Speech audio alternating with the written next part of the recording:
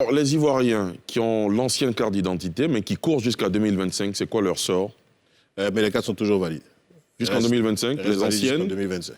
D'accord. Elles restent valides. Cependant, nous encourageons les personnes dans ce cas de figure à s'enrôler pour la nouvelle carte parce qu'il y a un décret qui encadre justement l'usage du numéro national d'identification. Ce numéro qui est aujourd'hui figure sur la nouvelle carte, au verso de la nouvelle carte. Ce numéro est indispensable et deviendra indispensable justement pour toutes les populations. Pourquoi indispensable? Indispensable parce que c'est ce numéro qui va servir justement d'élément d'identification unique pour toutes les populations de Côte d'Ivoire. Pour tous les actes civils? Tous les actes d'avis civil.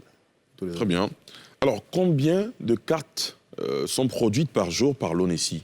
Quelle est votre capacité de production? La capacité de production de 50 000 cartes par jour. Mais aujourd'hui, nous avons des mécanismes, puisque nous avons plusieurs sites de production, nous sommes capables de monter jusqu'à 80 000 cartes. Vous êtes capable de monter. Est-ce que vous y allez jusqu'à 80 000 cartes? En fonction des besoins.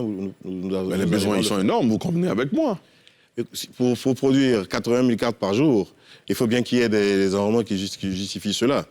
Aujourd'hui, les renouvellements, nous arrivons à les produire en grande majorité, sans problème. Les renouvellements, ce sont ces cartes-là aujourd'hui qui traînent un peu au niveau de la production, justement parce que le processus de contrôle des justificatifs prend un peu de temps. Mais sinon, la machine, elle est rodée. Une fois la carte produite, c'est quoi la suite du process? Alors, une fois la carte produite, la carte est acheminée vers une centrale d'expédition. Et donc, à partir de ces centrales d'expédition, les paquets sont acheminés vers les différentes destinations, donc de différentes villes et ensuite les différents centres de distribution. Et arrivé dans ces centres de distribution, justement, il y a des notifications qui sont envoyées à toutes les personnes concernées par ces paquets, justement. Comment expliquer qu'un usager qui s'est fait enrôler à Djamé soit appelé pour récupérer sa carte à Koumassi, par exemple? C'est des cas qui arrivent. Alors, il est vrai qu'il y a eu à un certain moment un bug qui s'était produit. Cela a été néanmoins réglé.